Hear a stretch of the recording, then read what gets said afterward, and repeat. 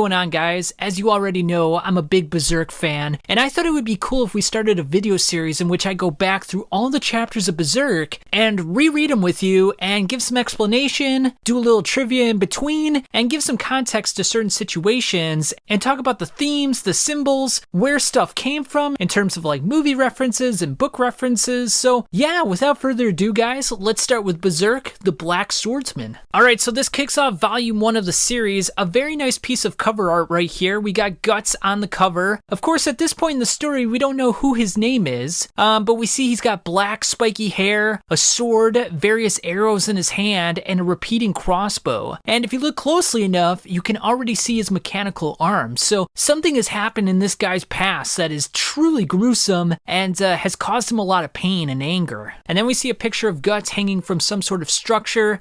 He's bleeding on his chest and his arms. It looks like he's being tortured. So already we could tell that this guy is down on his luck, is going through a lot of pain and suffering, and doesn't look like he's really happy with his disposition in life. Now in the opening panel, Guts is screwing this woman. Now, what a way to kick off a manga, guys. I mean, have the main character screwing a woman. How else do you top that? How else can you get more provocative than this? But of course, as we can see with the arm, something's not quite right with this woman. There's some sort of transformation that's going on, and I think Guts is starting to realize at this point that this is not like the other in-town whores that he's been with. This one's a little bit more special. And then she squeezes her legs around Guts and says, "You fell into my trap, fool. This is your last taste of heaven before I send you to hell." But not easily surprised, Guts pulls out his cannon and says, "The only one that is trapped is you, bitch." Sticks it down her throat and just blasts her head right off. Now, of course, this opening scene comes from a Conan the Barbarian movie in which Conan has sex with a witch and then tosses her ass in the fire. So Mira is paying homage to two things right here: Conan the Barbarian and Arnold Schwarzenegger, who turns out to be the basis for Guts. You know, a big hulking man. Yeah, we can already see some references that has inspired Mira and what that might portend into the future. Now, eventually Guts goes into the town of Coca for unknown reasons. We see that there's various people sitting around on the sidewalks. It looks like they might be a little bit poor, so you gotta wonder what led to these sort of conditions. And as Guts is walking into the town, he looks at a caravan of what looks to be slaves and a girl with some long dark hair that's staring at him. We then see some Coca thugs in a bar as they're torturing an elf. You know, they got a noose around his neck, they're throwing daggers at him, and just making his life a living hellhole. Guts, not enjoying what he's seeing, decides to pull out his crossbow with a couple of arrows and decides to shoot him at the Coca thugs. Now, trivia question number 1, guys. The first human that Guts kills in the Berserk manga is Igor. You know, to be honest with you, I did not remember that myself, but so interesting little bit of trivia for you guys there. The first apostle he killed was the female apostle, and then the first human he kills is Igor, one of the Coca thugs. Now Guts proceeds to shoot his repeating crossbow at the various Coca thugs, and this is the first time that we get to see the repeating crossbow. So we saw the cannon earlier, but now we see that he's got this repeating crossbow, so he's got a lot of versatility here. But as we soon find out, that's not going to be his only weapon. Guts then shoots one of the Coca thugs in the nose and then sticks the arrow into the table. He then tells one of the Coca thugs to deliver a message. "The Black Swordsman has come. That is all." And then as the man is repeating his name, Guts pulls out his massive sword and slices one of the Coca thugs right in half from the torso. Blood is spewing everywhere. The massive sword is just breaking the ground, creating a huge mess. As the viewer, you gotta be wondering to yourself, like, how the heck can a single man wield a sword like this? And then as everyone is staring in shock, everyone begins to wonder. It was much too big to be called a sword. Massive, thick, heavy, and far too rough. Indeed, it was like a heap of raw iron. Guts tells the thug that he's counting on him to pass on his message and then proceeds to leave the bar. Now, the fairy that was being tortured in the bar ends up going to Guts and wants to thank him for saving his life. Turns out his name is Puck, and he was traveling with a troupe of performers before getting trapped by the Coca thugs. Turns out they locked him up in a bird cage and even soaked him in a wine bottle. Now, as it turns out, the town has been attacked multiple times, but the mayor has made a deal with the thugs. Unfortunately, because Guts just created a stir in the town, that deal's probably going to be off for the time being. And Puck even warns Guts that they'll probably catch him and cut him up into pieces. Now, Puck tries to sit on Guts' shoulder, but Guts just swats him right off. Now this is the first time that we realize that Guts does not like to be touched. Now because of this distraction, various knights and guards are now pointing their crossbow at Guts, and it looks like he's cornered. It looks like he's got no way out. And as a result, they hang him, they start torturing him, and start bloodying him up. Now despite all the torturing, Guts doesn't even make a single noise. He just sits there and takes it. Now because of all the weapons that they confiscated from Guts, they're starting to wonder, like, who is this guy? Is he out to start a war? What's his whole deal? Now the mayor of the town looks very scared. He says, because you murdered those men, this town may very well be destroyed. Turns out that the ruler of these men is beyond human, and is something horrible and incomprehensible. No one can kill him, at least not anyone human.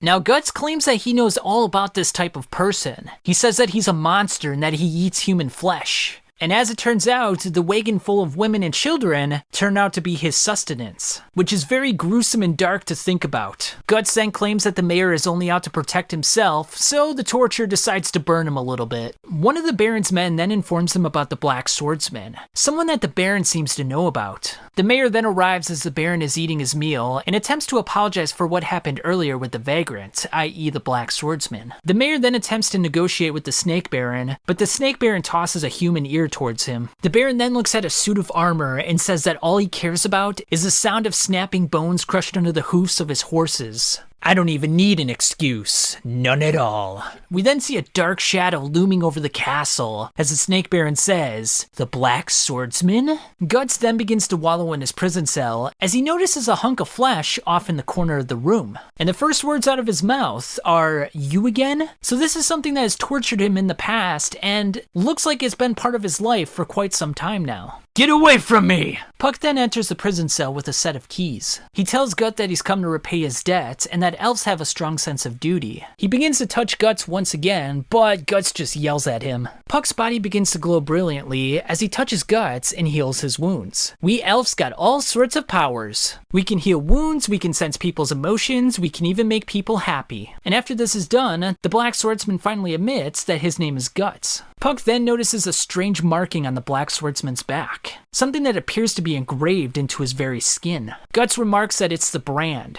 but he doesn't elaborate any further on this. "You'll find out soon enough, as well as burn this whole town to the ground." Now, Puck is worried about the fact that all the townspeople within the town are going to get burned down as well, but Guts doesn't seem to care about that whatsoever. So this is very interesting because in a lot of manga, even if you have this brazen, violent main character, they usually have some redeeming qualities, but Guts seems to kill without equivocation. He doesn't really care who it is, as long as he's accomplishing his goals. So, a very interesting portrayal here. His philosophy is summed up in this quote: "If someone can't live their life the way they please, they might as well die." So essentially for Guts, you're either strong, you protect yourself, and you live the way you want, or you're weak and you suffer and you die. Puck then gets a sinking feeling in his stomach and mentions that he feels rage, sadness, and fear within this man. Puck then wonders why Guts would save him, but Guts responds by saying that no one would save his life, making the elf mad and sad at the same time. After Puck leaves the prison cell, Guts notices a pair of keys on the ground. He then notices the back of his neck is bleeding where the brand is, starts to lick the blood and says, "I've been waiting for you." Puck then flies through the town, noticing that all the buildings are burning down. Horrible! A group of mercenaries on horses ravage the town, killing anyone they see in their sights. Of course, they're led by the man who's drinking blood from a dead child that's stuck to his weapon. The Snake Baron urges his men to burn everything to the ground, as Puck wonders how horrible this is. The Black Swordsman then emerges from a body of corpses. He then uses his repeating crossbow to take out many men, showing them absolutely no mercy whatsoever. He then gets ambushed from the rear, but pulls out his Dragon Slayer, slices off the head of the horse and the man in one swing. And trust me when I say this, guys, this is going to be one of many horses that have their bodies dismembered in the series. The Snake Baron then proceeds to walk forward to engage his new foe. "So you're the Black Swordsman, the one who's been hunting us apostles." So this is the first time that we hear the word apostles in the series. And we have to assume, based on all the information given, especially with the woman dying in the first couple of panels, that apostles are some sort of monsters that ravage the land. Guts then uses his crossbow to shoot the Snake Baron in the face, landing a bow right in his eye. He proceeds to shoot him several more times, looking like he's finally got him. Unfortunately, as he checks out the dead body, a huge tail whips him across the chest. He then goes flying through the air as his crossbow is lost in the process. It's futile. No matter how many bolts you shoot at me, a mere human like you can't possibly kill me. We then finally get a look at the Apostle, also known as the Snake Baron, who looks truly horrifying. Even his men get scared of him, as the Snake Baron claims that he's going to eat Guts. Puck urges Guts to run away, but unfortunately the Snake Baron is too quick for him. The Snake Baron continues to smack him around with his tail, causing Guts to cough up blood in the process. Nevertheless, most humans would have been dead by now, so we know that Guts has some strong durability to withstand so many of these attacks. Unfortunately, it looks like he's at the end of his rope. Or maybe it's that he's yanking on a rope with his teeth. Because as he does so, a compartment in his hand opens up, and then we see a small cannon blasting the Snake Baron in the face. The Snake Baron then writhes in pain as Guts takes this opportunity to slash him across the body. And as Puck gets a good look at Guts, it truly looks like Guts himself is a horrifying monster. I mean, if you put the Snake Baron and Guts side by side, you'd be hard pressed to tell me that Guts doesn't look like a monster himself. And then to rub insult into injury, Guts proceeds to torture the monster by shooting many bows into his face. And because the Apostles believe that humans are weak creatures, Guts wants to give the Snake Baron a little bit of a taste of his own medicine. The Snake Baron immediately recognizes the brand of sacrifice on his neck. So Guts says, "The God Hand. Where are the 5 members of the God Hand?" Guts then lights the Snake Baron on fire. "Take your time and savor it, as your body is slowly burnt to ashes."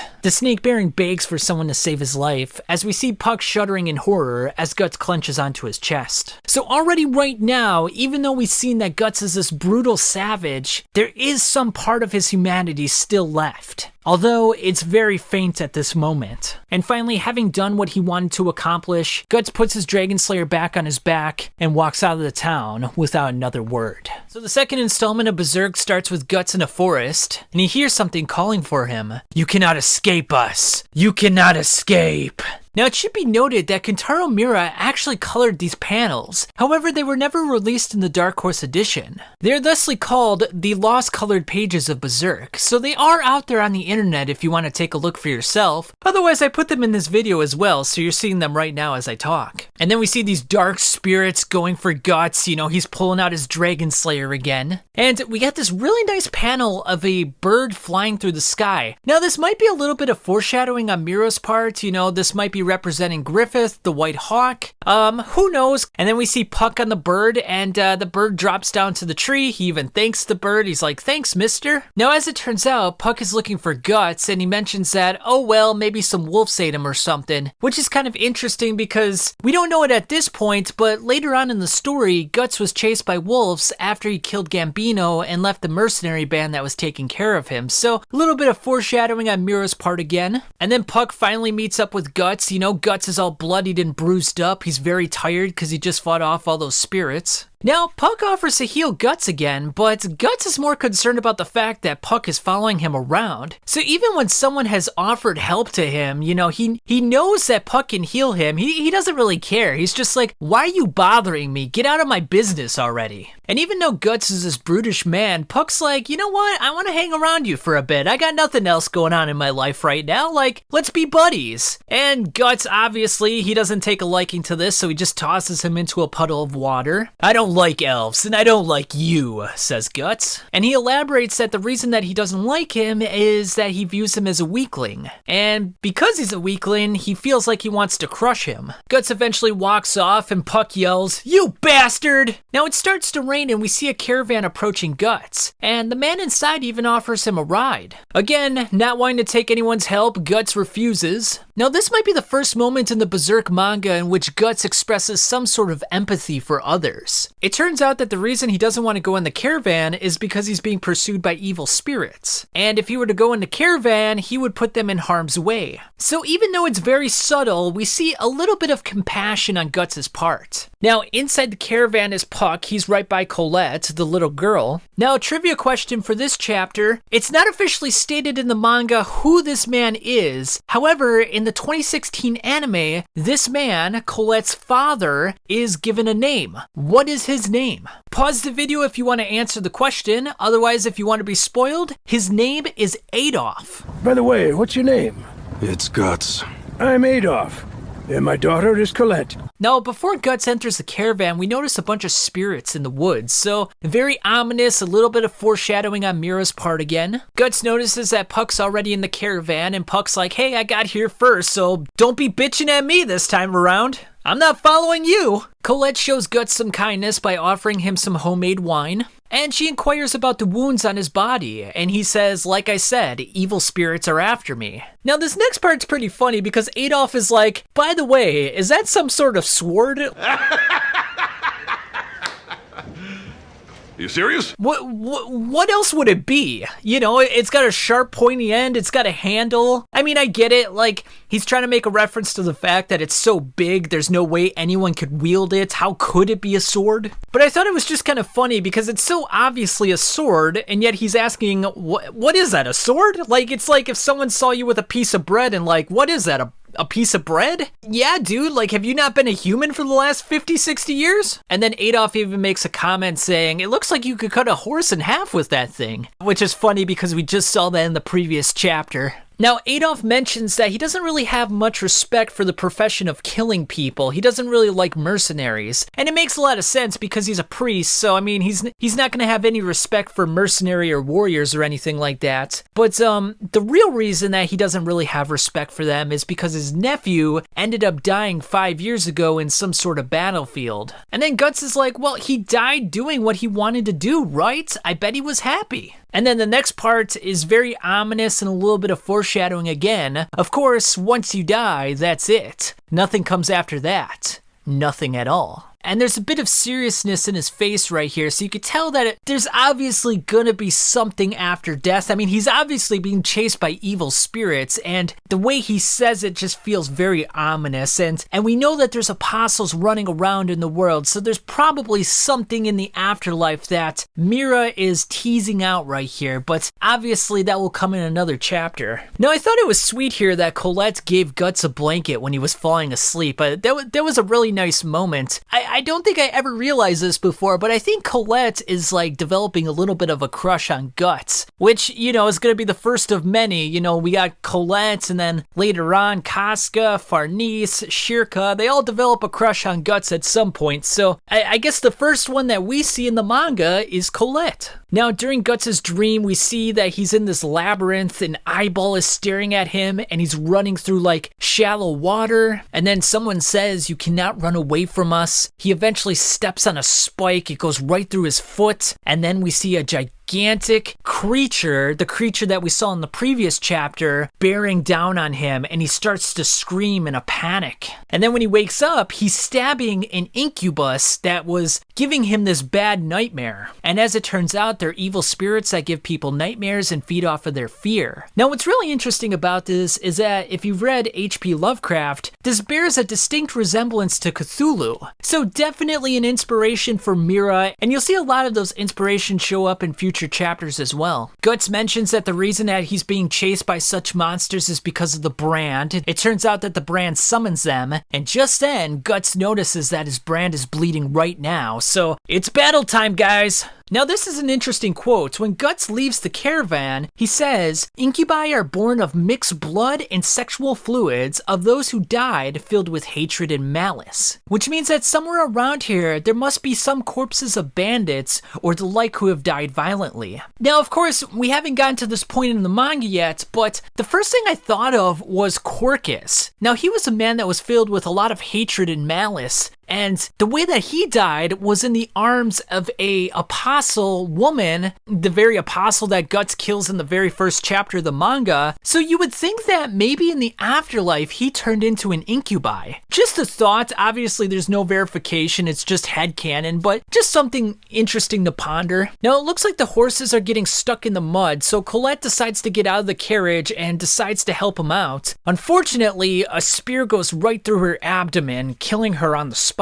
And then we see a field of skeletons being possessed by demon spirits rising up from the ground. Now, the first thing I thought of here was Jason and the Argonauts. That was a stop-motion film made in 1963, and in the film, the various characters are fighting these skeleton-like creatures, so I would bet that Mira was inspired by that film to make this scene right here. Now, Guts throws some daggers into the skeletons, but because they're already dead, it doesn't do anything to them, so Guts has got to find a different way to fight them. So Guts decides to pull out his Dragon Slayer and just goes hacking away. And you got some really nice scenes here of the Dragon Slayer and Guts and the various evil spirits that are possessing the skeletons. And what's really interesting is that you see a lot of pain and anguish and exhaustion in Guts' face here. So you can see how this battle is really taking a toll on him, and it makes you realize that because he's being chased by these demon spirits all the time, he never really gets a rest. I mean, even when he tries to sleep, he's getting possessed in his dreams. Now, Puck is noticing something in the caravan. It looks like the girl, Colette, that died earlier might be stirring about. And then Puck screams out for Guts, and Guts decides to turn around and sees the severed head of Adolf. And it turns out that Colette is the one that did that. And she's got a very malicious smile on her face. Guts is horrified by this sight. He's like, what just happened? It turns out that she was possessed by one of the evil spirits, and she jumps out of the caravan. Guts is having memories of the sweet little girl that gave her a blanket just moments ago. And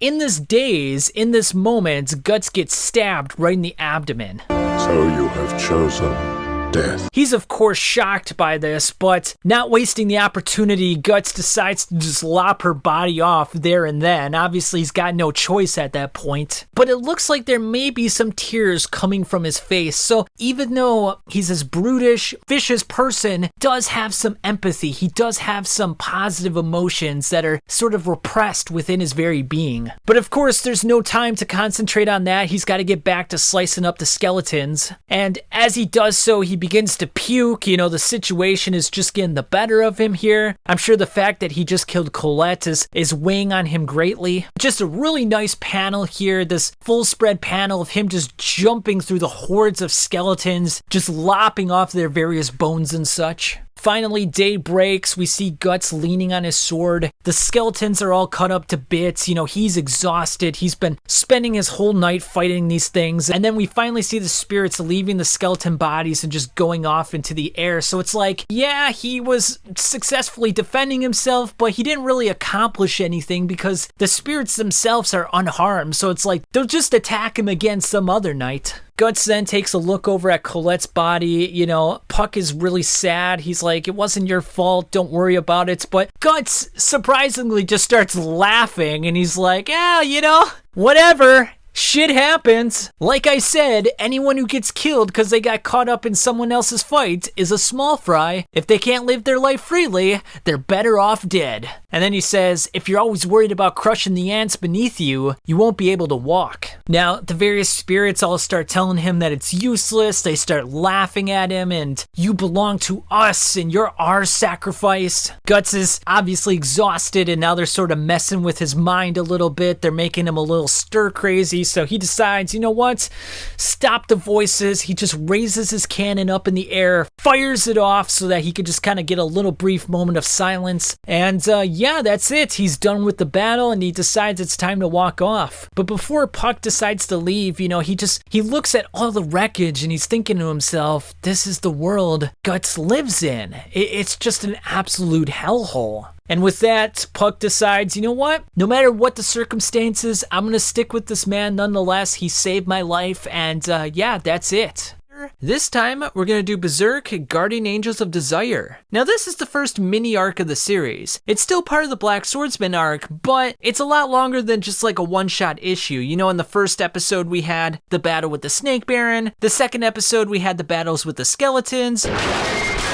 So now this time it's not just gonna end in one chapter. We're gonna get a little bit of progression, some character growth, and yeah, with that said, let's get right into it. Now, like I said in the previous chapter, there are some lost colored pages out there, so I'm gonna put these in the video so you can look at them for yourself. They are also online, so just know that Dark Horse didn't release these colored pages, but they were colored by Kentaro Miura himself. So, you know, it's a great little addition, a nice little bit of insider knowledge. Now, this chapter starts off with a beheading. We see Dull on top of a scaffolding, and he's saying, "The Inquisition hereby finds the accused guilty of making a pact with the devil and engaging in heresy most foul. The accused is therefore sentenced to immediate execution." Now, the girl who's about to be executed tries to beg for her life. She's saying that it's a lie, but unfortunately, it just falls on deaf ears and they chop off her head. Now, after the execution is done, Dull looks over to his leader, later known as the Count, and says, you know, the deed is done. And the Count looks very happy with him and even tells him that arrest anyone who looks like a spy or a drifter as a heretic. And he proclaims that he's doing it for the good of his people and he's trying to protect them from all the heretics. Now, the head of the woman ends up falling off of the platform and rolls over to Guts. Guts picks it up and ends up staring at the woman. Now, this is one of the most iconic panels of the manga. I just absolutely love this. I love how detailed Guts looks here. I love that his face is shrouded in shadows. I love how, like, when he actually looks at the girl, he's kind of got this malaise in his face, kind of like he's seen it a million times and it doesn't even affect him at this point. Like, he's holding a severed head in his hand, and yet he's not getting emotionally riled up. He's not getting nervous or anxious. It's just another day in the park for him. Now, the sister of the girl that just got beheaded wants to get involved, but she gets pushed back, unfortunately, by one of the guards. And the guard asks Guts for the head back, but Guts is in no mood to comply with him, so he decides to spin his face. And with one swift motion, Guts takes the head, rears back, and chucks it up to the Count. Now, the Count catches the head, and I want to draw your attention to this interesting, like, little flag in the background here of a dragon. That's pretty cool. Like, you know, throughout Berserk, there's different lands and nations and everything, so I always love seeing, like, these little details in there. I wonder what kingdom he's a part of. I'm not even sure if it's stated in these chapters, but it's just kind of a nice little detail that Miura throws in there. Now, Guts ends up smashing the face of the guard with his mechanical arm, and if you look at the details here, you see two of his teeth falling out, his face is bloodied, his eyes have got like veins in them. It just like, he is down for the Count, people.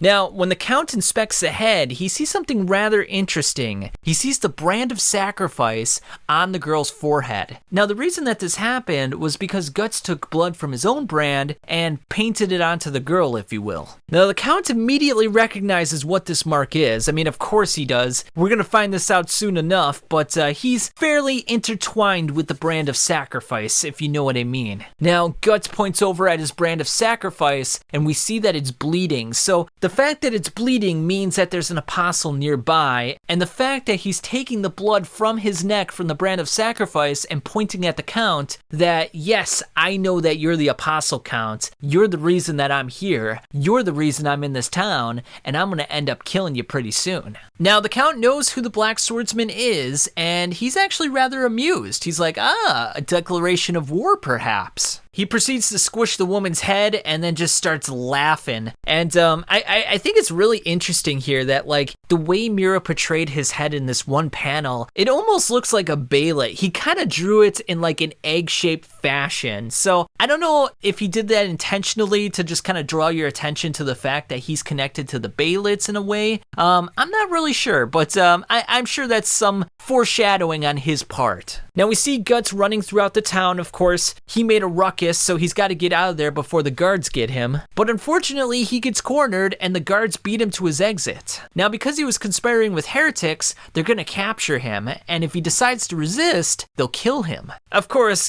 Guts isn't gonna go down easy. He takes out his Dragon Slayer and he slices two men in half with one swing. And what an absolutely gorgeous panel this is, guys. Wow, one of the best from the Black Swordsman arc. And then not too long after that, this one right here where Guts has his sword behind him and, you know, you see his cloak sort of waving as he's turning around. It's just a really nice, badass looking panel here. I just don't know how else to describe it. I mean, just the attention to detail to everything just looks absolutely fantastic. And then, of course, we got the classic quote, "It was much too big to be called a sword. Massive, thick, heavy, and far too rough. Indeed, it was like a heap of raw iron."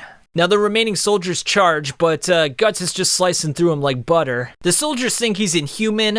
We see various men on top of the roofs here. They got crossbows, and they're trying to take him down from a distance. But right before they shoot their crossbows, we see this blinding light swirling into action, goes right in front of them, and obscures their vision. And with this, Guts is able to knock down their support system so that they fall down. And, you know, Puck having helped out Guts, he's like, looks like you owe me one now. But right behind Puck, we see this soldier looking to grab onto him, and he clenches onto Puck, and just as he thinks he's got him, his hands get sliced off. Absolutely brutal. And realizing his men have no chance, Captain Zondark steps up to the plate with his giant warhammer and says, "That's quite a sword you've got there, little man." And Zondark looks pretty damn massive here. According to sources online, I think Guts is around 6 feet 8 inches tall, and he is being dwarfed by Zondark here. I don't know if Zondark's height's online, but God, he looks at least like 7'6", 7'7". He's massive, guys. I mean, just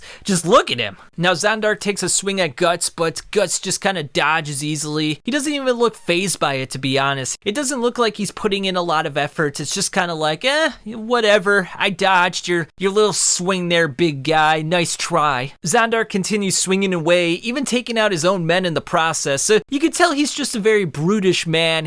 Not a lot of calculation, not a lot of planning. He's not really strategic with his swings. He's just swinging away and hoping that he hits him at some point. Now again, Zondark misses and his warhammer goes into the wall, and he thinks he's got Guts cornered here, but Guts is just kind of like, what, is this the best he got? Like, this is like dodging a little kid. Like, can't you go faster? Now Zondark makes the mistake of accusing Guts of wielding a weapon that is too big for his size, and as he goes in for the swing, Guts decides to demonstrate the full force of his Dragon Slayer by cutting the warhammer and breaking Zondark's helmet all in one swing. And then totally defeated, Zondark's lying on the ground. Guts puts his foot on his head and just ridicules him to his face. I mean, it's just absolutely pathetic for Zondark. You know, he looked like this big imposing guy, but it turned out his strength didn't really amount to much. Guts gives him a swift kick to the face, and then we see some sort of a interesting shrouded character in like a sewer system looking at Guts. Now, even though Guts is more powerful than all these men, there's an abundance of them, and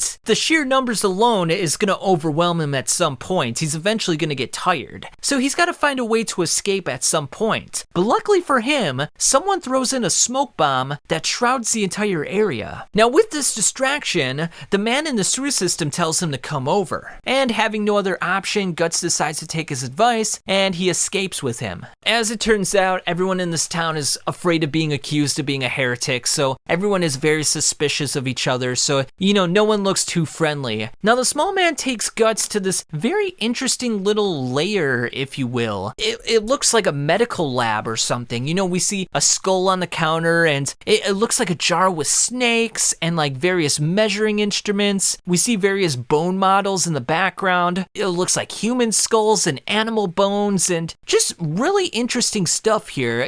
Books on the shelf over there. So I love the detail. It would have been so easy to just kind of make this like a blank room with a few objects, but Mira really took the time to sort of kind of give this man some sort of a presence in the manga already. Even though we don't know much about him, we can kind of glean some information like, he might be a doctor. The fact that he's got all these bone bones around. Maybe he's studying them. Maybe he's trying to learn from them. And now what's really interesting too, and I actually forgot about this man, who we later find out to be Vargas, has this jar with an elf inside, and I'm wondering how he was able to catch this elf. I mean, you would think that would be incredibly difficult. The fact that he saw an elf is pretty impressive in its own right, but the fact that he actually caught one, it kind of reminds me of Zelda a little bit. You know how in Zelda you collect various fairies and such, and if you end up dying, they'll save your life? Now, as we suspected, the man did admit to being a physician, and it turns out that the old decrepit man saw that Guts showed up to Count at the execution grounds, and he's very interested in the fact that he might have a grudge against the Count. Now, Guts, not being the most friendly person in the world, doesn't really care much for his talk and decides to kick his cane down, and Vargas just falls flat on his face. Now, Puck doesn't take too kindly to this and kind of, tells Guts off a little bit. Now, because the man fell down, his hooded cloak fell off, and as he stands up, we see how decrepit his face really is. He's missing his nose. We see that his skin has like boils and welts on it. He's got bandages covering various parts of his face. I would imagine they're gouged out or whatnot. He's missing almost all his teeth. I mean, he looks like an absolute demon. And he expresses his wish that Guts will cut up the Count into little pieces for him. And the reason that this man holds such a grudge against the Count is that the Count ended up cutting up many of his body parts and ended up eating them. And even though the story sounds very horrific and kind of fictitious, Guts believes him, and there's reason why he believes him. He's been through something very similar in the past. Now, excited that he found someone that can share a similar interest with him, Vargas decides to get a little happy here, and he wants to show Guts something. So he opens up a secret door and he takes him down a flight of stairs. And at the bottom of the stairs is a small little room with bricks surrounding it, and on a little end table we see a small shaped egg on what looks to be like a little pedestal. And upon looking at this little egg, Guts gets a very shocked look in his face. This is a Beyblade. Alright, what's going on, guys? Chapter 2 of the Guardians of Desire. Let's get right into this. Now, this chapter starts off with a picture of Guts. Now, there is a colored version of the same picture as well, so it is out there on the internet if you guys want to take a look at it. Now, the chapter starts off with a Beyblade, and Guts looks very panicked and very nervous in its presence. Now, Guts immediately grabs Vargas by the neck, holds him up in the air, and says, "Who the hell are you? Where'd you get this thing?" Now, Vargas claims that he stole it from the Count, and it seems like Guts believes him. Now, upon throwing him on the ground, Guts inquires who he is, and Vargas admits that he used to be a castle physician. Now, even though the Count was cruel during those times, he was still at the very least human, but nowadays, not so much. And that all changed about 7 years ago. And because of this transformation, he began to eat people, dissect them alive, and just torture them to all hell. And it turns out that his inquisition of heretics became nothing more than an excuse to acquire more bodies for his sustenance. Now, Vargas wanted to get out of the castle. He wanted to flee with his wife and children. Unfortunately, they were all caught, and his family was hacked up right in front of them as he was tied up. Which is just absolutely gruesome to think about. I mean, imagine being tied up, tortured, and then watching your family members tortured as well and eaten right in front of you. I mean, just absolutely horrific. Just thinking about this image, Puck is in a daze and a little bit sick to his stomach. Guts, on the other hand, looks like he's keeping his wits about him. Of course, we already know that he's seen many instances like this already. Now, Vargas admits that he was a prisoner of fear during this time, and to escape from his imprisonment, he took a drug that feigned his death. Now, I'm wondering, he was locked up and tied up. How did he get this drug in there? Did he have it with him at all times? You would have thought that the Count and his men would have searched his body and got rid of any substances or objects, but apparently he was able to do it. And then the real mystery as well is how the heck did he get the Count's Beyblade? I mean, not only did he fake his own death, but he was able to steal the Count's most prized possession. You would have thought that would have been locked up in a chamber somewhere. So a lot of questions here. I mean, it doesn't really affect the overall story in any regard, but I'm just really curious as to how he was able to pull this all off. Now, Vargas has spent the last 7 years looking into religion and the occult and trying to figure out the very nature of this object, but he hasn't been able to figure anything out. Now, Guts says that it's a key that opens a portal to a world that overlaps our own. It's a key that summons demons from another dimension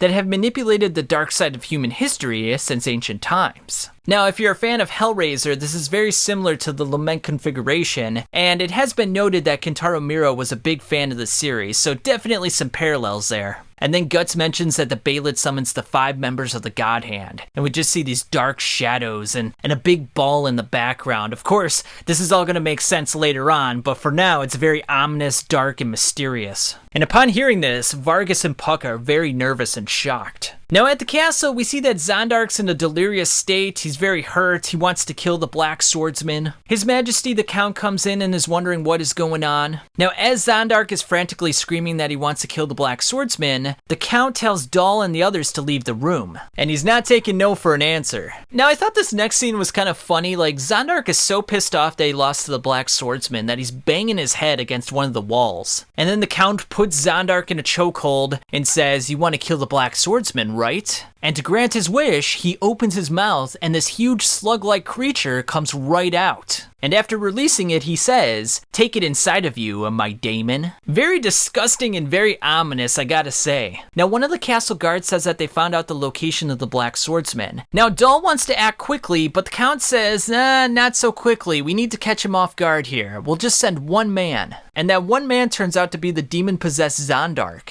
Now, back at Vargas's place, we see Puck looking at the Baelid. You know, he's making funny faces, whacking it with his hands, and, you know, just kind of inspecting it in general. Now, what's really interesting about this whole sequence is that the Baelid opens its eye and it looks at Puck. Now, I don't think we've ever seen that happen before with the Baelids, besides like the eclipse or besides the Baelid being activated for the God Hand to come down. Now, Puck asks Guts how to summon the God Hand, but Guts has no idea how to do that. Now, Guts asks Vargas how the Count came upon the Baelid, and he says that he happened to buy it from a caravan of merchants that stopped by the castle one day. So it just kind of happened by chance. Now, Vargas pulls out a map of the castle and shows him a secret passageway that should lead to the Count's room. And he tells Guts that he's been waiting for a day like this, and he says, "You know, you're my only hope. Please avenge me. Kill the Count for all the wrongdoings he's done." But upon touching Guts, the Black Swordsman just kicks him right off. And he even says that Vargas looks like a monster. Puck angrily grabs him and says, "Why are you always picking on people like that?" But it turns out that Vargas doesn't really care. He's like, "Look, as long as you avenge me, I don't really care about anything else." Now, Guts begins to hear something, and in a flash, Xandark smashes through the room with his warhammer. Now, Guts immediately recognizes Xandark, but he does note that he looks a little different from before. Now, the two clash with each other, but this time around, Xandark is able to knock the Black Swordsman down. And it's not long before Guts realizes that Xandark's no longer a human being. Guts then proceeds to slash off Xandark's left arm. Unfortunately, the arm begins to grow right back. We see this grotesque, amorphous-like substance that just grows out of his arm, and yeah, it's stretching all over the place, and it looks absolutely disgusting. It picks up the weapon once again, and it looks like we're ready for round 2. Guts realizes that the situation has changed. He realizes that he's fighting against a monster now. The two go at it once again, with Guts taking severe damage. And Xandark uses his monster-like arm to sort of whip it around really quickly, and Guts is doing as best as he can just to defend against it. Now, as this is all happening, the various structures in the house are breaking apart, and one of them even falls down on Vargas. Now, because Xandark is swinging around the battle axe like a whip, he realizes that they're probably going to get chopped up to little bits, and there's really nothing they can do at this point. Puck even notes that it's too fast to see, but as we see in the next panel, Guts is successfully defending the attacks. He then lunges forward and slices off half of Xandark's head. And because of this, Puck comes to the determination that Guts is not just some strong bruiser, he's actually a master swordsman, and he can both attack and defend with great precision. Unfortunately for Guts, Xandark is still smiling, and we see the slug-like creature that we saw before oozing out of Xandark's head. And I gotta say, this is one of the most disturbing panels in all of Berserk. I mean, you know, just the crazed smiling face on Xandark as we see this disgusting creature just like oozing right from his forehead. And it's not long before we find out that this creature is in fact the Count. Or at least a version of the Count. He tells Vargas long time no see, and Vargas just looks absolutely horrified and shocked right now. Now, Vargas goes to grab the Baelid, and the Count's like, "Hey, it's been 7 long years. We should probably continue where we left off." And now, even though the Count is this monstrous strong foe, he does acknowledge that Guts is probably the strongest human he's ever encountered, and that no other human could ever take him down. Now the Zondark monster looks to attack once more, but just as that's happening, the roof starts to collapse on him. Vargas leads Guts through a secret passage, and they escape through the sewers. Now upon escaping the sewers, Guts notes that it wasn't the Count, it was like a daemon. So it turns out it's only a portion of the Count. His true form will be revealed later on. Now, before parting, Guts wants to take the Bailet and says, look, think of it as like a payment for killing the Count for you. Now, Vargas is a little bit reluctant, but Guts takes it nonetheless and is like, later. Now, as they're parting ways, Puck acknowledges that Vargas is a good person, and, Vargas has got this really nice smile on his face. It's good that even though he's gone through all this pain and torture in his life, that he can still have a moment of happiness and bliss. He then reminds Vargas that you gotta live for the future and you gotta look ahead, and trying to avenge the past is always a wasted effort. Now, Vargas acknowledges this, but unfortunately for him, we see the Count's daemon lurking in the water, and it ends up grabbing Vargas and taking him in.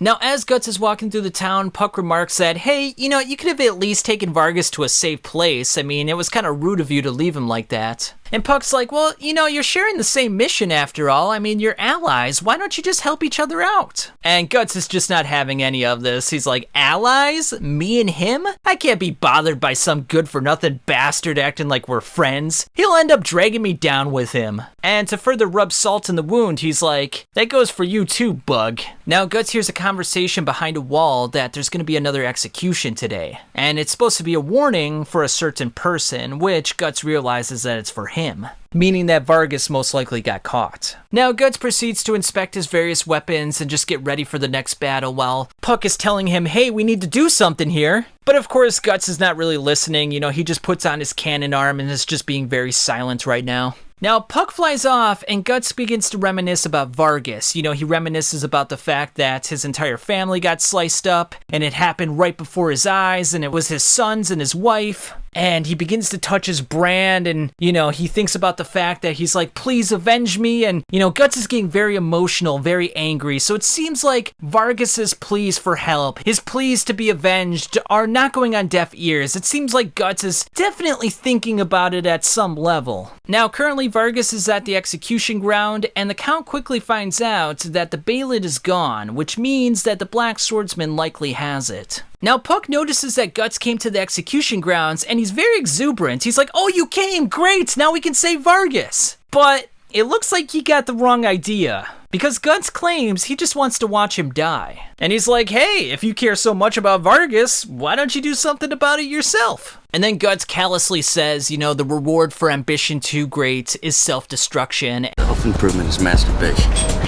Now self-destruction. And during this whole little soliloquy, Puck is clenching his sides. He just looks so distraught and so heartbroken. And he even mentions, it burns, dark and violent emotions pounding into me, self-hating, destructive, burning like black magma. And now Puck asks Guts a very interesting question right here. He's like, Guts, are you afraid? At some level, even though Vargas is this decrepit old man, you're both fighting a losing battle. So in a sense, you're kind of on the same level playing field. Now, Guts is not too pleased with this talk, but upon squeezing Puck, he notices that the elf is crying, which sort of makes him a little bit surprised and a little bit empathetic. Just a little bit at this point. And as Puck leaves, he's like, should I feel compassion? You gotta be kidding me. So this is the first time in the manga that we see, at least, that Guts starts to feel empathy for others, that he starts to show love for his common man. Not a lot of love, though, just a little bit, but, he's getting there one step at a time.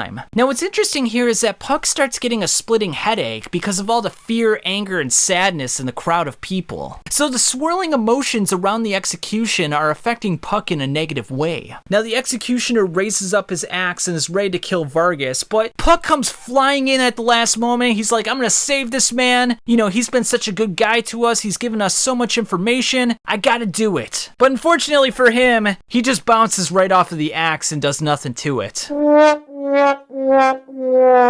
Now, Vargas, realizing that the end is very near, he's like, death will be paying you a visit soon enough, along with the hundreds of victims you've killed, who will drag you down to hell with them. Unfortunately for Vargas, this isn't enough to convince Guts to save him, and he gets his head chopped clean off. Now, after witnessing this event, Guts looks a little bit distraught, and then he notices the demon child crawling through the streets.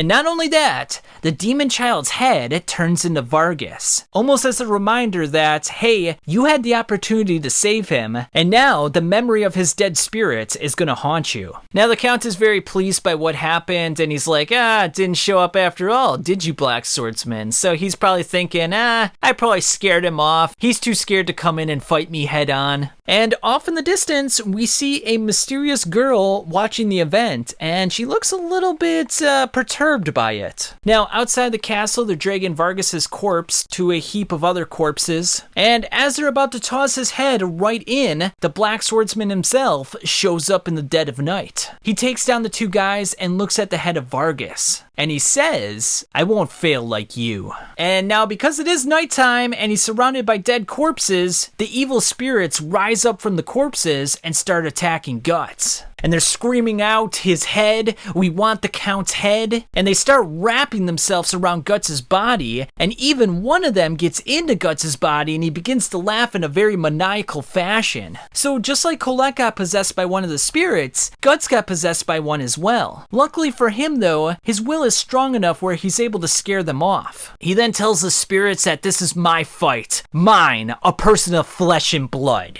And with that, he decides he's gonna do it himself, and he's gonna kill the Count with his own flesh and blood. Alright, so let's get into Berserk, the Guardians of Desire Chapter 3. Now to start off this chapter, I want to pose a question. This tall man standing next to Dahl right here, he claimed that he was stronger than Zondark. What is his name? Alright, so we pick up where we left off. Guts is entering the castle and he's walking up the stairs. We then see the Count walking through the hallways with a caged up Puck. So it turns out that Puck, even though he tried to help and save Vargas, he ended up getting caught himself. I'm going to pose another question for you guys. The Count also goes by another name. What is that name? Pause the video if you don't want to be spoiled. Otherwise, the answer is Slug Baron. Now you're probably wondering where this comes from. There was actually an interview in the official guidebook for Berserk in which Kentaro Miura referred to the Count as Slug Baron. Now, Puck laments the fact that he wasn't able to do a single thing to save Vargas, and he's wondering what's going to happen next. We then see the Count open a door to a room in which a small girl is sitting on the bed, and she responds, "Father?"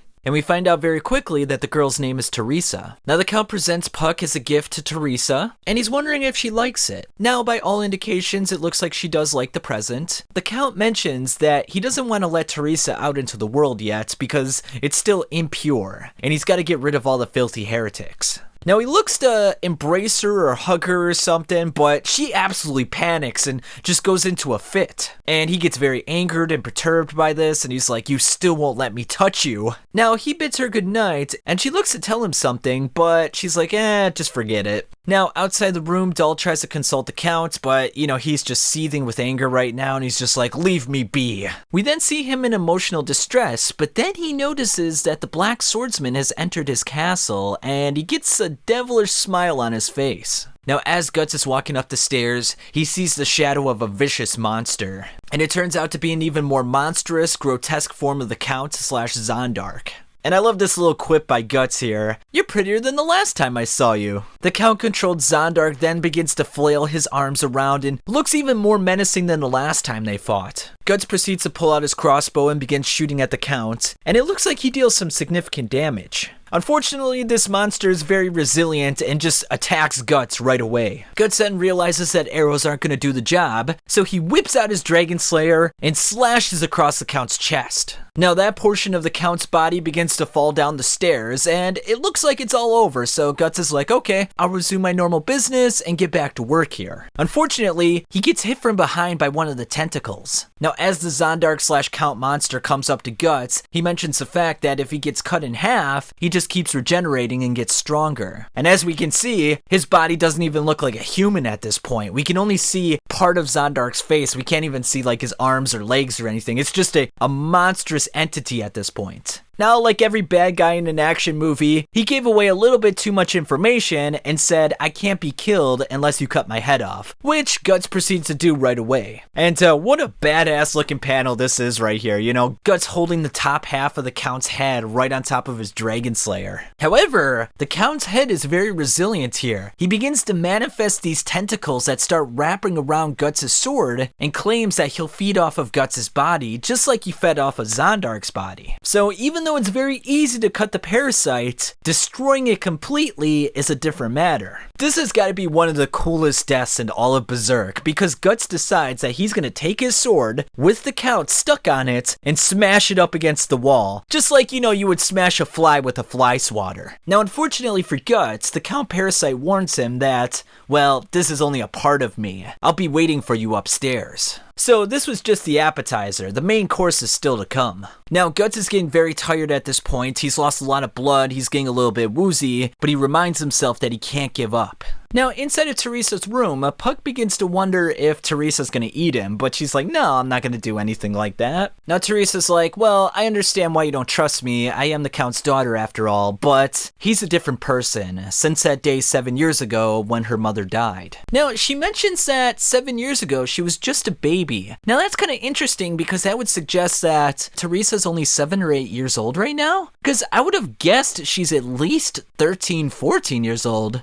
She looks like she's the same age as like Shirka or something, or like even Jill in the Misty Valley, but I guess 7 or 8, but Mira did not draw her that way. She looks a lot older than that. Now, she mentions that there was a sect of heretics that opposed her father, and one day they kidnapped her mother and threatened to kill her if her father didn't let them practice their pagan worship. And because father couldn't do this without the consent of the king, they ended up killing her. Now, what's very interesting here is in the background you see a picture of the Baphomet. Now, it's very interesting because the Baphomet has a very long and storied history. It's even suggested that it was a deity of the Knights of Templar. Now, I think most people are familiar with the Baphomet because of Aleister Crowley and Thelema. And Thelema was essentially a esoteric religion, a cult if you will, that stated that the Baphomet was a representation of spiritual nature of the spermatozoa, while also being symbolic of the magical child produced by the result of sex magic. And this will make sense in a future chapter, but for the purposes of this chapter, just kind of keep that information in the back of your mind. Teresa mentions that her mother was sacrificed alive as an offering to their evil god. Now, even though Teresa acknowledges that her father is rather harsh, she mentions that he was respected by his enemies and allies alike. But unfortunately, 7 years ago, that all changed. And that's when he started hunting down heretics like his life depended upon it. Now, Puck tries to cheer her up as she begins to cry, and she even mentions that it feels like he's not even human anymore. Now, we see Guts roaming the hallways as he takes down 2 castle soldiers. He then walks up a flight of stairs and encounters Dahl and a group of soldiers. Now, feeling like he has the upper hand, Dahl recommends that the Black Swordsman should just surrender quietly. But Guts is not having any of it. He just tells him to move. You're in my way. Move. Now Dahl's like, you really think you can take down 50 of our troops? As he commands the archers to shoot at Guts. Now, Guts takes his cloak, shields himself with it, and uses his Dragon Slayer to protect himself. He then goes on the offensive and slashes through many soldiers at once. Dahl commands the other soldiers to attack, but Guts is just hacking and slashing them like it's nothing. Now, realizing that average foot soldiers aren't going to do much against the Black Swordsman, Dahl calls upon the strongest man. A man that apparently is supposed to be stronger than Zondark. And now the answer to the question I asked at the beginning? This man's name is Jericho. Now the man takes his mace and starts swinging it around and goes straight towards Guts. But Guts, unfazed, takes his Dragon Slayer and slashes through Jericho's shield. Now Jericho's in a daze, he doesn't know what to do next, and Guts proceeds to just hack him right in half. And goddamn, what an absolutely epic panel this is. Guts slashing through Jericho and slashing through the pillar all in one swing. Let's just hope that wasn't a load-bearing pillar right there, otherwise they're all in trouble. And I just love the face on Jericho and Dahl here, as Jericho's body is just slashed in half, and it's just a beautiful panel. Now Dahl realizes that, that was my strongest soldier. He's just going through our soldiers like it's nothing. I'm not the one in control anymore. Back to Teresa and Puck. She apologizes for crying so much since she hasn't had anyone to talk to in so long. She then asks him what it's like to fly. Puck responds by saying, it's normal, I guess. It's the same as for birds or bugs. Now this is a metaphor because Teresa is obviously a trapped bird in a cage here, and she's wondering what it's like to be out in the world, actually talking to people, conversing, making friends, being a part of society. She's essentially a trapped bird, and she wants to know what it's like to just be free and to fly around, as it were. And she even mentions the fact that this is essentially her world, and she only gets this little piece of the sky, this little piece of freedom. She then notices that the soldiers say that a burglar or intruder has entered the compound. and Puck realizes that this must be Guts and he's got to get going. Teresa doesn't want Puck to leave though. This is the first friend that she's ever had in her life, her first companion, and he's gone just like that. But she realizes that he needs to help out his friends, so it is what it is. Puck then escapes through the window as she watches him fly off. However, Puck decides to return for just a bit and says that he'll be back to see her later, which gives Teresa absolute joy and exuberance. It's really great to see this smile on her face. She then gets a little bit nervous thinking about the notion of actually leaving the room itself. Puck then begins to wonder if it's actually true that the Count lost his wife, and that's the reason that he acquired his demonic powers, and that's the reason that he summoned the God Hand. We then see Guts kick Doll through the room, and Doll is just absolutely bloodied up and bruised from this. So even an old minister that can't even defend himself, Guts just has no empathy for him whatsoever. And then we got an absolutely gorgeous panel here with, Guts' cloak going across his body. He's got his Dragon Slayer on his shoulder and back. It's just an absolutely epic panel here. And I think it's kind of interesting too, because the way that his bandages are over his head, it kind of looks like he's got an eye patch on. And if you've ever read the Berserk prototype, Kentaro Miura actually drew Guts with an eye patch on. So I'm wondering why Kentaro Miura decided to abandon that idea. I'm wondering if he thought it was too cliched or if he just didn't like the aesthetics of it. Not really sure. The Count is waiting for Guts in his chair and he's like, come on and test me. Now Guts approaches the Count, but as he's walking up the stairs, he drives his sword into the concrete, realizing that the Count set a trap for him. Now the Count pays Guts a compliment by saying nicely countered, but he starts attacking once more. And then we get a really nice shot of the Count's, large tentacle here. It's just kind of rising up and it just looks absolutely monstrous. And this is the first time in the manga that we really see that Guts looks really nervous and a little bit worried that he might not be able to defeat this apostle. Now, Puck gets lost on his way to the Count's quarters, but lucky for him, one of the walls ends up breaking and he just kind of stumbles upon the Count. The Count then looks to grab Guts and says, "I'll crush you."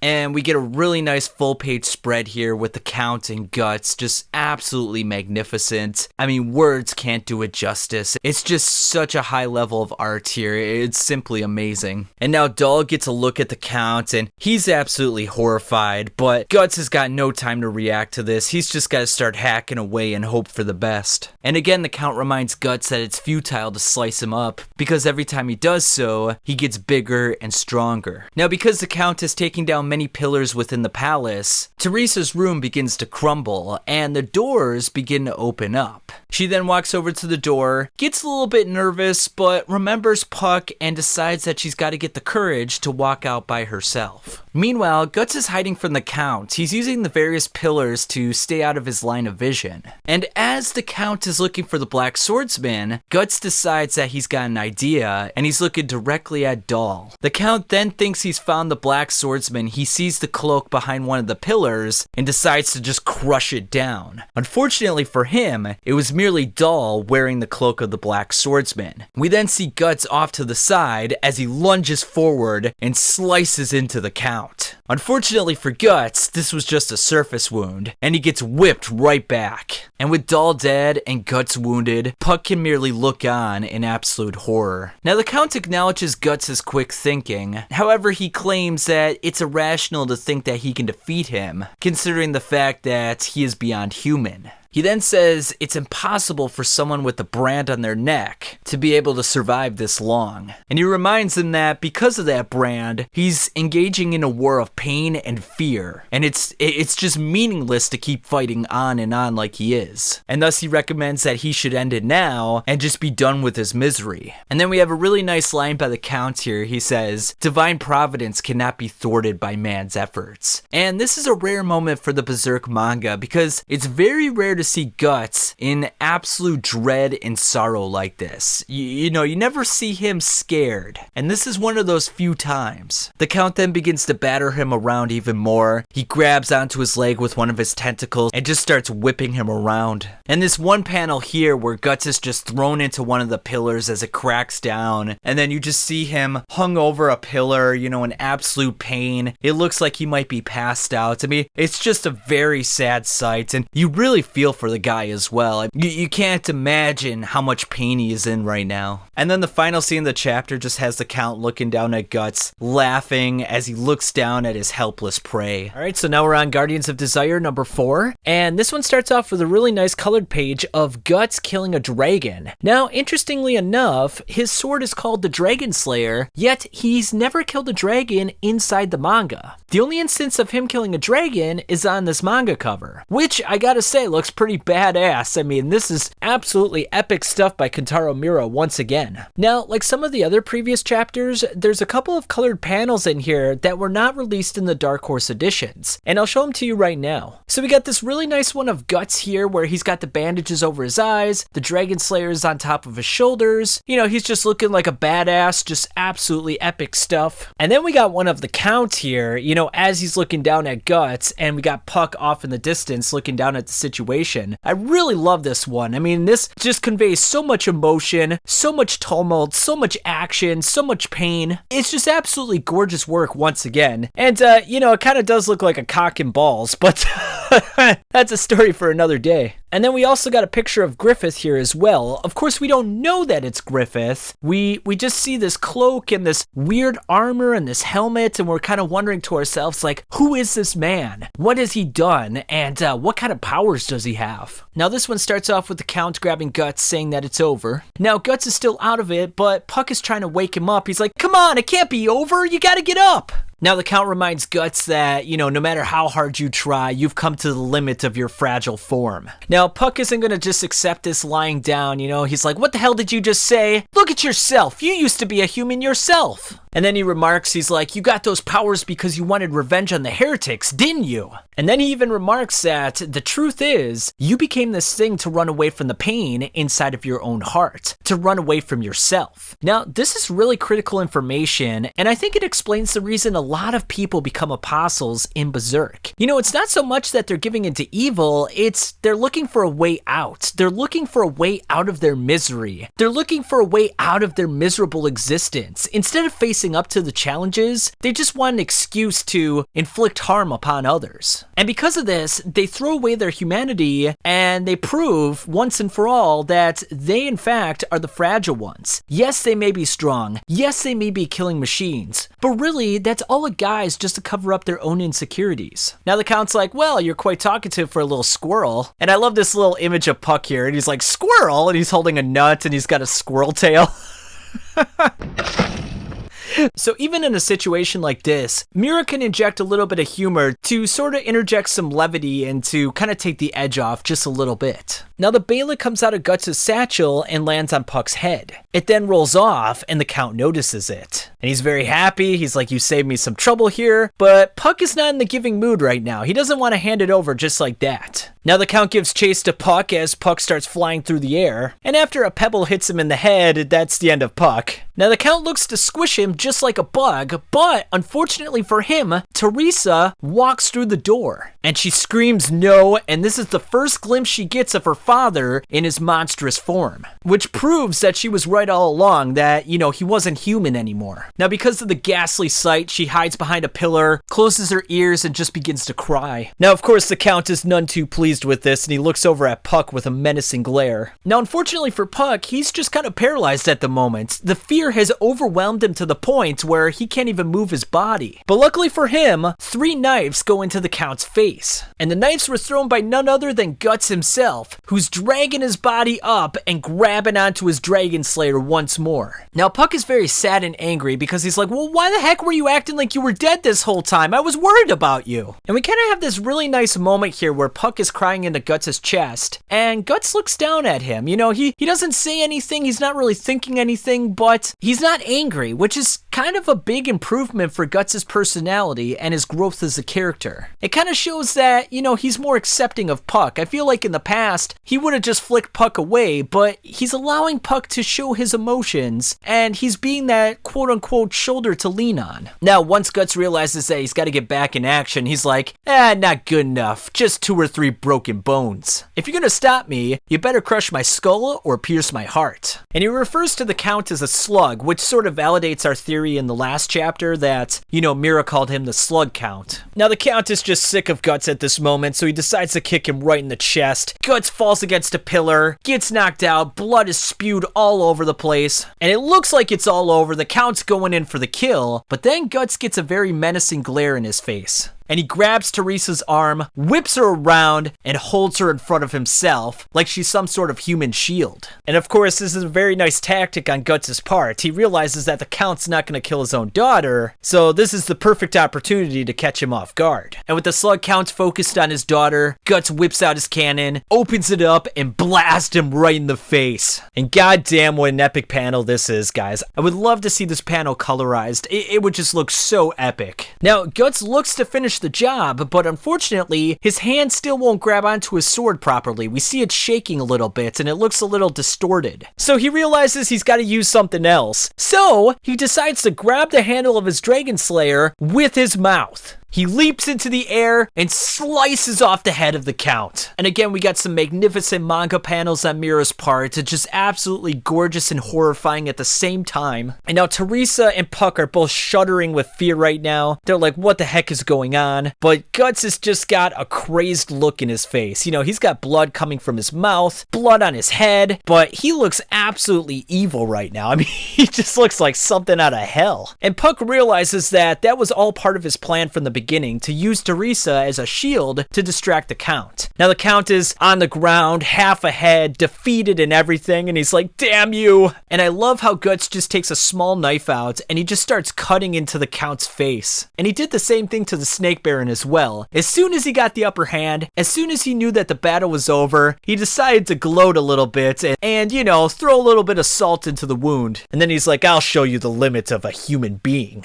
Now, of course, even though he's a monster, it's still Teresa's father, and she's like, no, stop it, don't do it. Puck is trying to stop Guts as well. He's like, not in front of the little girl, but Guts is just not having any of it. He points the knife right at Puck, and, he's kind of giving him the, if you want to do something about it, we're going to have a problem here. Now, probably one of the most funniest / horrifying moments of the Black Swordsman arc is when Guts grabs the head and just starts jabbing into it with his knife. Teresa's crying, Puck is in shock, and Guts is like, amazing! You really are superhuman! You really don't die, do you? And just as a reminder, folks, this is your main protagonist for the Berserk manga.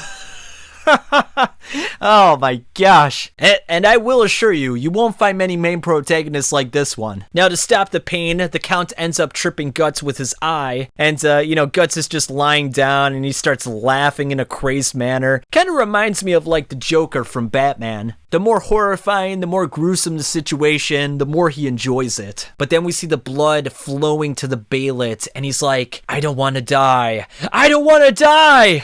And Guts' brand starts to flare up, and he realizes something that he saw 2 years ago. The Baelet starts to form into a normal face. It screams, blood is pouring from its eyes, and it's the activation of the magical key to another realm. And when we see that other realm, I mean, my god, it's probably just one of the most gorgeous manga panels in all of Berserk. Of course, this is a reference to the MC Escher work, Relativity, and it just looks absolutely gorgeous. Now we see all these stairs going in every which direction. I postulated in one of my Berserk videos that the activation of the Baelet was sort of a inward reflection of what was going on inside of the mind of the person who activated the Baelet. So, for example, the Count is marked by a lot of confusion. He lost his wife, his daughter doesn't love him. His whole world is upside down, as it were. And because of that, when the Baelet activates, we see a lot of confusing staircases that don't really make sense. And this will kind of make sense a lot later as well when we see other activations of the Baelet too. So just kind of keep that in the back of your mind. And Guts immediately recognizes that this is another dimension, and the Count says, they're coming.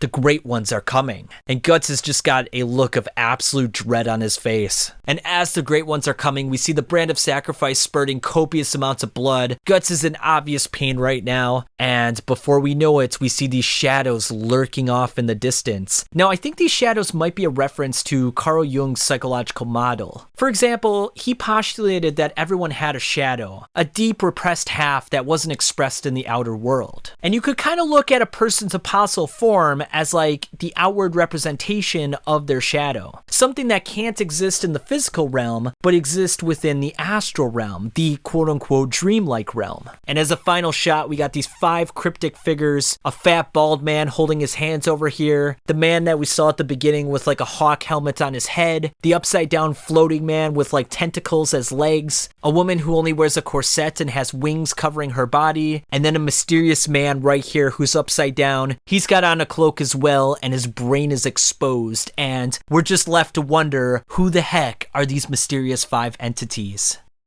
Alright, so now we're on the Guardians of Desire, Chapter 5. Now, this chapter starts off with a couple of shots of the God Hand members. Now, when we look at these 5 characters right here, it immediately reminds me of Clive Barker's Hellraiser. For example, the 5 members of the God Hand are wearing black fetish-like clothing, just like the Cenobites from Hellraiser. And like the Cenobites, the God Hand members are considered angels to some and devils to others.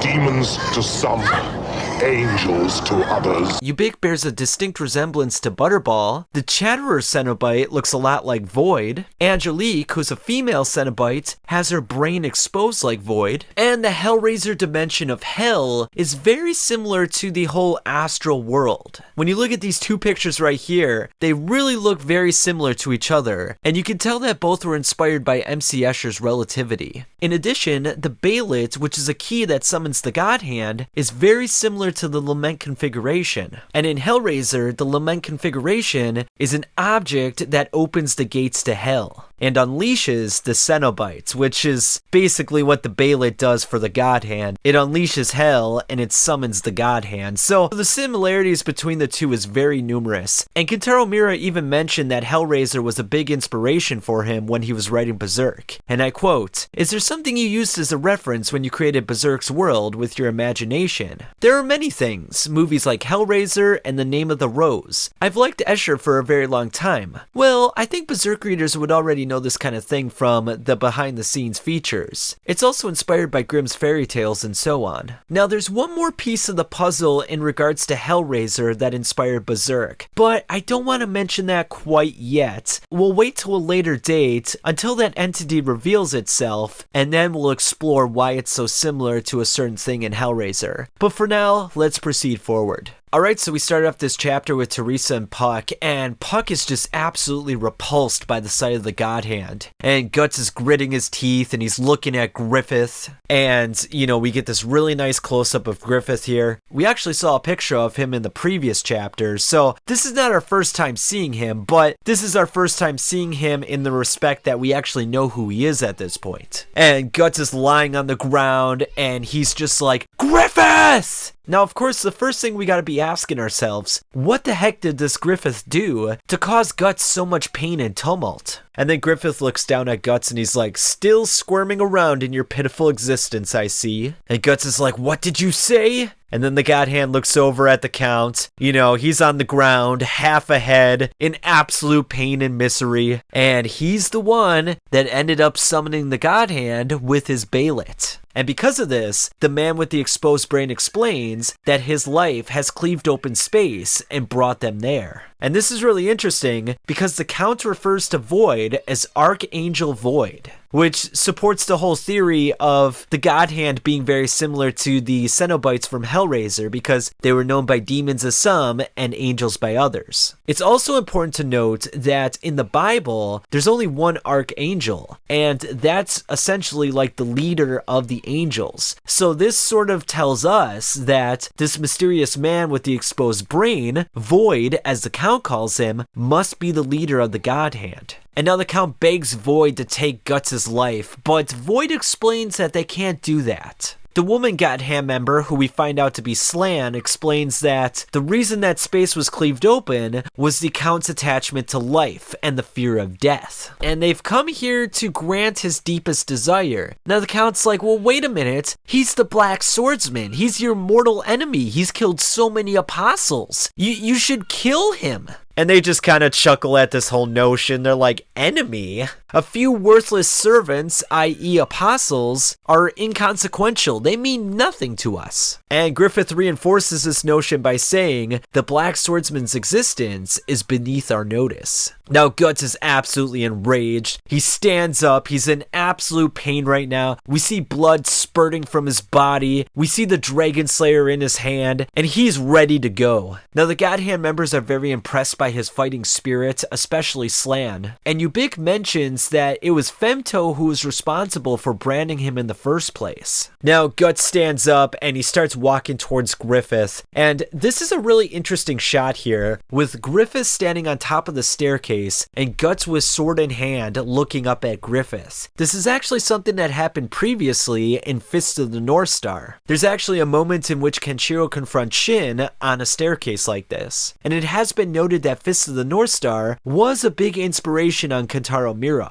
Also, just as an aside, the same moment was sort of copied in JoJo's Bizarre Adventure as well. There's a moment in which Polnareff is going up the stairs and he's about to fight Dio, although that one was a lot more comedic and trollish. And I absolutely love this quote by Guts here. You stand there putting on airs like you're some kind of godly being. Griffith! And then Griffith responds by saying, yes, you're nothing but a squirming, sacrificial offering. And Puck is wondering what the heck happened between these two men. And Guts, even though blood is gushing from the side of his neck, he is determined to do something against Griffith right now. And Griffith reminds him that for lesser demons, the pain that he feels on his brand of sacrifice is like a needle prick. But for the greater demons, the pain increases without end. And if that demon is too great, the pain might even kill him. And we see Guts looking like he's going unconscious here, and he's about to fall backwards. However, just at the last moment, he regains his balance and swings his sword at Griffith. Now the God Hand is very impressed by this. They're like, wow, a mere mortal is able to swing his sword against a God Hand member. However, it doesn't last very long because some mysterious force pushes Guts back.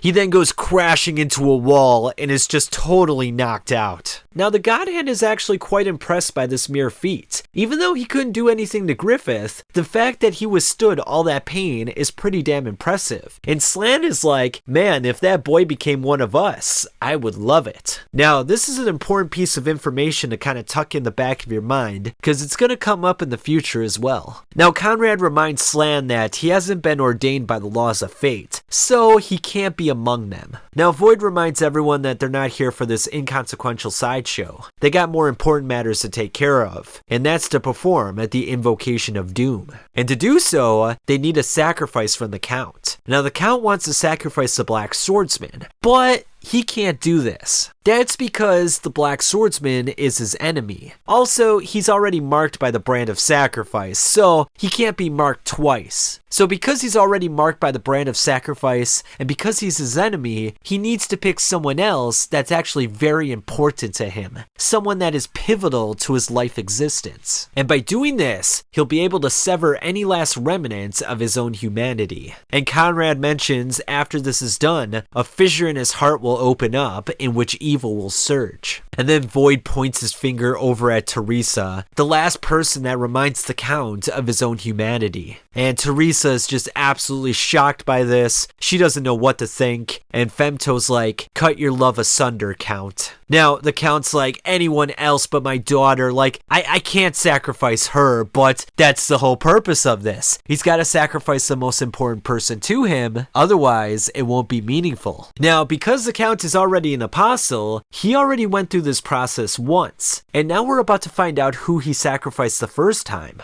Ubik then opens up a portal of space and time in which we see the Count before he was an apostle. Now, this was 7 years ago, and this was a time in which Teresa's mother was still alive, and we see a picture of Teresa's mother with Teresa as a child. Now, because the land was overrun by pagans, it was the Count's job to destroy all the heretics. So the Count with his men would hunt down the various heretics in the land. Hence, he would be away from the castle for long periods of time. But unfortunately for him, when he returned to the castle one day, he went into the doors and saw a sight that was beyond words. and the site was a sex cult that was worshipping the Baphomet. Now, I mentioned this in an earlier chapter when I was talking about Aleister Crowley and Thelema. Now, the Baphomet was a representation of the spiritual nature of the spermatozoa, while also being symbolic of the magical child produced as a result of the sex magic. Now, sex magic is any type of sexual activity used in magical, ritualistic, or otherwise religious and spiritual pursuits.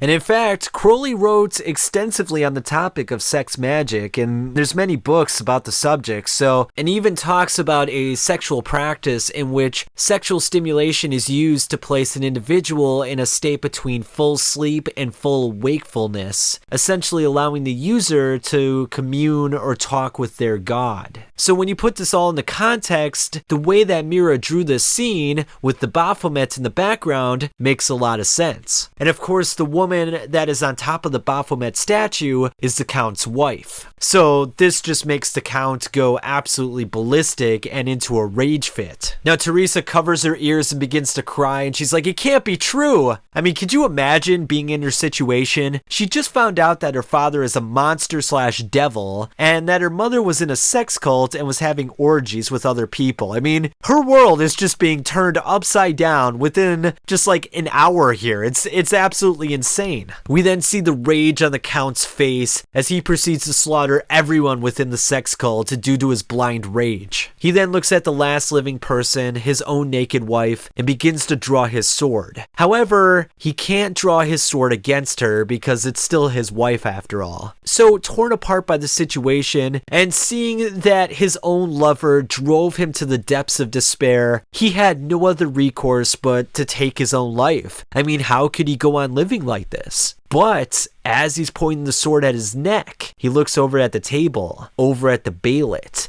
and the face that was discombobulated starts to resume a normal human face. Now, what's really interesting about this scene as well is that next to the Baelit, we see like this hand on a table. It's probably a reference to the God hand. And then, of course, as the Baelit activates, the 4 angels arrive. Now, what's really interesting here is that we have 5 angels in the current timeline right now, but there's 4 angels in this flashback from 7 years ago, which means that Griffith was not part of the God Hand 7 years ago. Very interesting. So the other dimension opens up, and he's pleased to find out that a couple of gods, or possibly messengers from hell, have come to save him from his suffering. But to do so, however, he needed to utter a single phrase, and he needed to sacrifice his own wife to make it happen. And then we see Void with a burning symbol of the brand of sacrifice in his hand. And in the next panel, we see the Count in his monstrous form, and he's tearing apart the body of his own wife. And Teresa can only watch on as she now knows how her own father turned into a demon and how her mother died. And because he sacrificed the person he loved the most/hated the most, he transcended his very own humanity. But now, to do so once again, to regain his body that he lost to the Black Swordsman, he has to make another sacrifice. And this time, it means sacrificing his daughter. Now, Guts is still awake at this moment, and he calls over to Puck, and he's like, hey, all I need is my right arm. Hurry up and heal my right arm right now. Alright, so now we're on the final chapter of the Black Swordsman arc, The Guardian Angels of Desire, Chapter 6. And now we have a brief flashback right here with Griffith saying, hey, you alive? And Guts responding, yeah, more or less. And we see this picture of Griffith offering his hand to Guts as he's lying down in a pile of corpses. And Griffith says the life of a common soldier isn't even worth a single piece of silver, and that most people's lives are subject to the whims of a handful of nobility and royalty. But that all being said, even a king can't live exactly as he pleases. Everyone is at the mercy of a great tide. And now this is an interesting bit of information because in Berserk, the astral world is linked to water and a great tide or a great ocean. And this will come up time and time again. But for now, just kind of keep that in the back of your mind. The astral world is very similar to water. And now Griffith states that in life, there are a select few who, by their very nature, are the keys that set the world in motion. They are the truly elite, as dictated by the golden rule of the universe. And among all this speculation, Griffith wonders, where is his place in this world? Where is his place in the universe? And what is his overall destiny? And then he mentions, you know, this is kind of funny. You're the first person I've ever spoken to like this. And then Guts thinks, at that time, he's shown before me as something beautiful, noble, and larger than life. But now we're transported back to the current timeline, where we see the 5 members of the God Hand in front of Teresa, who is now staring at the brand of sacrifice. And Void is like, come, now, speak it. Do you offer this girl as a sacrifice to demonkind or not? And the Count is lamenting before this decision. He doesn't know what to do. The God Hand is merely staring on, waiting for his decision, and Guts is like, come on, Puck, what are you waiting for? You need to heal my right arm. And if he doesn't do so, Teresa is going to be branded and is going to be subject to demonkind for the rest of her life. And then as this is all going on, Guts thinks about the words that Griffith just uttered about him being beneath the God Hand's notice. Now the God Hand is wondering why the Count is hesitating as he looks over at his daughter with tears in his eyes. Now Slan reminds the Count that he already belongs to demonkind. So no matter what he does at this point, his spirit will not be resting in peace in the afterworld. And then Griffith's like,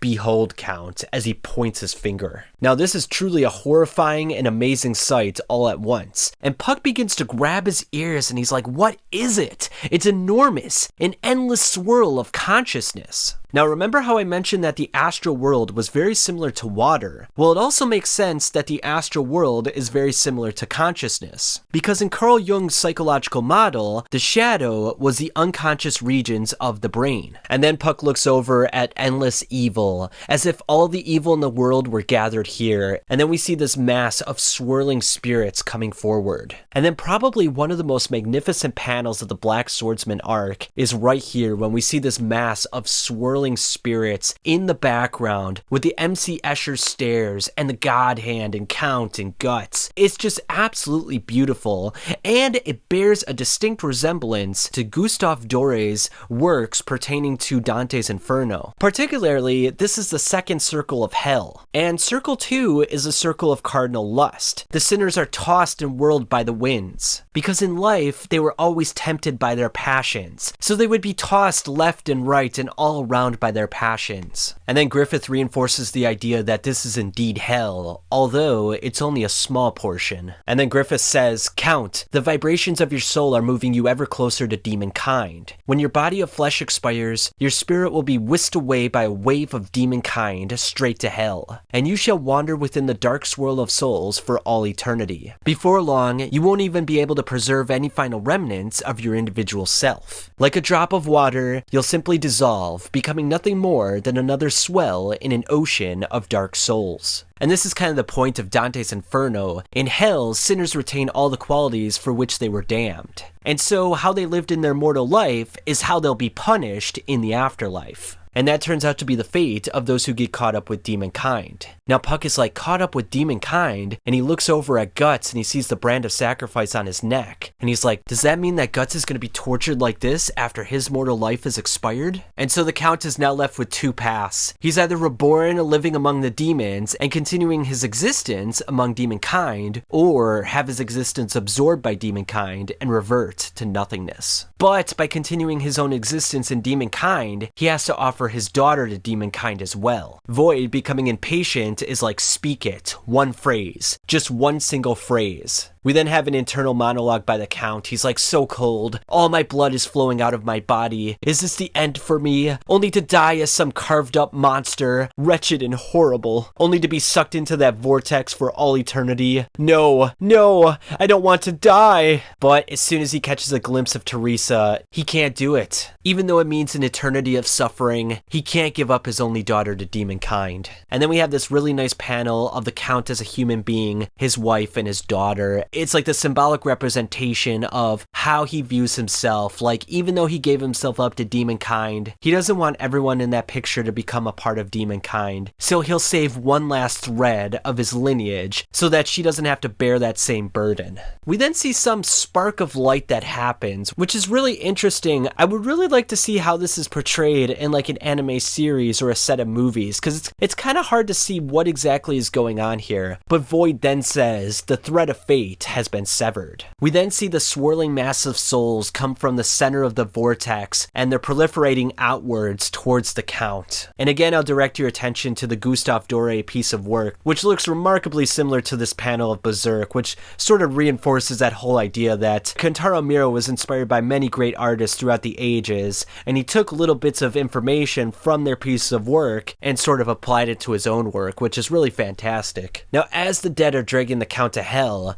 we see one of the corpses, and it looks exactly like Vargas. So even though Vargas was a kind man with a good heart, he couldn't let go of his own internal rage and his need for vengeance. And because of that, he's eternally damned. It's also interesting to note as well that when his head was about to be chopped off, that he mentioned to the Count that he would be dragged to hell, and it looks like it's coming to fruition. We then see the Count being torn away from his own daughter as he's reaching out for her. But unfortunately for Teresa, there will be no embrace. His soul was damned 7 years ago, and now he's got to pay the consequences. Now, because Guts is also branded as well, the souls start to grab onto his leg and start to pull him into the vortex too. Now, because the event is coming to its conclusion, Femto and the other GAoD members prepare to leave. But Guts is like, hey, I got one more chance at this. So even though his right hand is not working, he decides it's time to load up his cannon and shoot it at Griffith. So even though the spirits are pulling him to hell, all he can think about is his revenge on Griffith. And then he fires his cannon in a brilliant manga panel. It goes straight towards Griffith, but he's got this look of malaise on his face. He looks very uninterested, and he's able to stop the blast by creating some invisible barrier around himself. We then see Guts on the ground as the shadows of the GAoD members then walk away. But just before they do, Slan, Femto, and Ubik look over at Guts. We then have a blinding light, the clouds dissipate, and the vortex is now gone. The Bailet that was the Count's now lies on the ground, as Guts is lying there with his Dragon Slayer as well. We then have a very sad image of Teresa on her knees, as we see the Count lying on a stone, and he just looks like an absolute mess of a man. Now, Puck wants to check in on Teresa, but her nice, placid demeanor has now changed. She even tries to slap Puck back. And she's like, no, get away from me. It's a lie, all of it. And you really gotta feel for the girl, because she lived in her room her entire life, thinking that she wanted to get out into the world, that she wanted to become more free. And the first time that she does, she sees that her father is a monster and that her mother was in a sex cult. I mean, you can only imagine the fallout from that. She's probably just like, I should have never left my room in the first place. This is horrible. And now Guts walks over to her, leaning on his Dragon Slayer, and he's like, go ahead.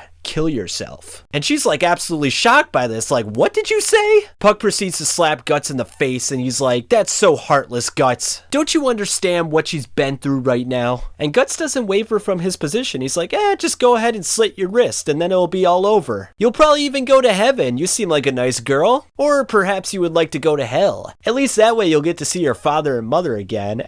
And I gotta say, man, he really likes to rub salt in the wound, doesn't he? But given what he's experienced in his life, you can kind of understand where he's coming from. And he's like, it's your life, do what you want with it. And Teresa in the back of his mind is like, yeah, you know what? What else do I have to live for at this point? I don't have a father, I don't have a mother. I stared hell right in the face, and this is absolutely awful. So she grabs the knife and puts it right next to her wrist. Now Puck covers up her wrist with his own body, and he's like, what the heck are you doing, Teresa? But before she can do anything about it, the brick that she's sitting on begins to crumble and she's falling down. And as she descends to her own death, she begins to panic and scream. So Guts puts out his Dragon Slayer so that she can grab onto it. Unfortunately, because she's grabbing onto a massive blade, her fingers and hands begin to bleed. She begins to cry out and scream, and Guts tosses her up so that she's safe again. Puck then offers to treat her wounds, but the only thing that she can concentrate on is the fact that it's all his fault. And because of this, we see this very nasty look in Teresa's face as she's crying and filled with rage. Guts then recovers the Bailet from the wreckage and begins to walk away, and Teresa screams at her, I'll kill you, devil! Someday I swear I'll kill you! And then Guts is like, fine, I'm ready whenever you are. And then as Puck goes to Guts to talk to him, he notices something very surprising. Guts actually has a look of sorrow on his face and a couple of tears in his eyes. And in the final shot, we see Guts hobbling away on his Dragon Slayer, using it as a crutch. And that's the end of the Guardians of Desire and the end of the Black Swordsman arc. Now, of course, the readers at the time didn't know this, but this is the precursor to a major flashback that's about to happen. We also didn't know this at the time, but we never see Teresa again in the manga, which is kind of interesting because you would have thought that maybe she would have showed up at some point to exact her revenge. Maybe she would have turned into Apostle and tried to attack Guts, but Mira decided that he just wanted to leave things as they were and to never really address the Teresa issue. Now you may be wondering to yourself why there was such a drastic change from the Black Swordsman arc to the preceding arc, which is the Golden Age arc. It can be answered in this interview. And so the Black Swordsman fight unfolds for 2 or 3 volumes. I realized with the Slug Baron that I was making a story about Guts defeating monsters. The monsters were becoming steadily more human. When a monster's flashback scene happens, he looks like a pitiful human. And Guts, on the other hand, looks steadily more like a monster. Then when the monster is defeated, their feelings mingle and the giant sword comes swinging down. It felt like some amazing catharsis. Thus did I establish the fixed flow of the Black Swordsman arc. But right about that time, it was decided that Animal House, the magazine that was serializing the story, was no longer going to be published. I was going to have to go back to square one. And so the Golden Age arc was explored as a result. No matter how fully formed the character of Guts was in my mind, this was a newcomer's manga, and it was going to have to live up to Mr. Bronson's established reputation. I also like girls manga, so I thought about changing my approach by taking from the stories with sad and painful human relationships and emotions. Until then, I've been charging down the Fist of the North Star route, but that made it much harder to contend with the original himself. It was a good opportunity, so I thought I'd switch weapons and come at it from a different angle. And this was new ground for me.